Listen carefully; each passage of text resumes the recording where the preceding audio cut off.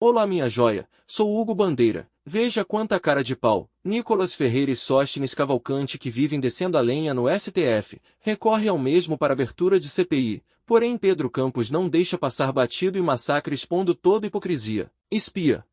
Deputado Sóstenes Cavalcante, o Supremo Tribunal Federal deve decidir sobre a abertura de uma CPI na Câmara? Quero aqui, de verdade, dizer da minha alegria da decisão do deputado Nicolas em recorrer ao STF para tentar instalar a CPI. E eu sou um desses que critico quando se perde na política, no Congresso Nacional, a gente ir às barras do Supremo Tribunal Federal resolver assuntos interna-corpus. Entretanto, CPI não se votou e não se houve deliberação do plenário. CPI é uma decisão do presidente da Câmara que, neste momento, o presidente da Câmara, pelo regimento, está impedido de tomar essa decisão. Então, só resta uma alternativa, o Supremo Tribunal Federal poder tomar essa decisão, haja vista a importância dessa CPI, do roubo dos aposentados, que é um escândalo assustador, que a gente tem que passar isso a limpo. Lamentavelmente, o próprio Tribunal de Contas da União pediu para que se excluísse a CONTAG e o sindicato do irmão do Lula, que também tem descontos indevidos de aposentados, que também participam da roubalheira. Se fosse para investigar todos, inclusive esses dois, eu diria que não haveria necessidade da CPI. Mas como já estão querendo fazer uma investigação meia-boca, passando a mão nos apaniguados dos sindicatos, dos aliados, em especial do presidente da República, é necessário sim a gente ir ao STF para garantir que a CPI ajude nessa investigação, para que a gente possa esclarecer de uma vez por todas, colocar os bandidos que roubaram os nossos aposentados na cadeia, bem como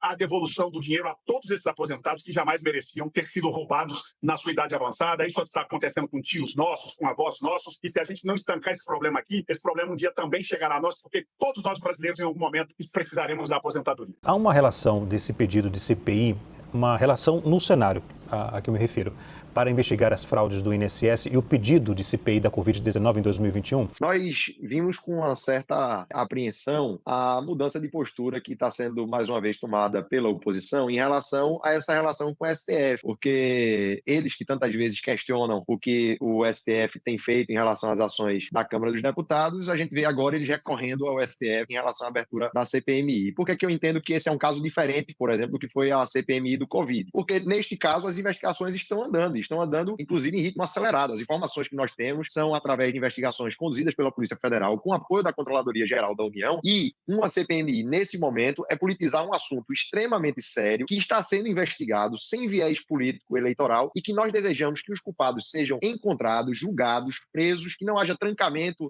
de ação penal, como foi votado pela oposição em relação ao caso do Ramagem, para que a gente veja cada um deles condenado e também obrigados a devolver o recurso que roubaram dos aposentados. No caso da Covid, a gente via um governo que, além de não avançar na compra da vacina, que era algo essencial ali para a sociedade, ainda estava envolvido em esquemas e escândalos de corrupção em relação a essa questão dentro da própria compra de vacina, onde o mundo inteiro estava procurando as vacinas sérias e dentro do governo Bolsonaro existia um esquema que estava sendo avançado com a questão da compra da Covaxin. E aí vale ressaltar, trazendo aqui a relação até com essa CPI, que a pessoa que estava lá, que era exatamente o Camizotti, é ligado a uma das entidades, a Ambec, que mais cresceu nesses últimos anos. E ele foi descoberto lá na CPMI da Covid e também está sendo investigado pela Polícia Federal. E queria dizer, eu acredito aqui na vontade, no desejo sincero de Sóstenes, que a gente possa investigar a todos, mas no discurso, infelizmente, a gente vê uma seletividade, porque as principais entidades que cresceram nos últimos anos não são citadas nos discursos dos deputados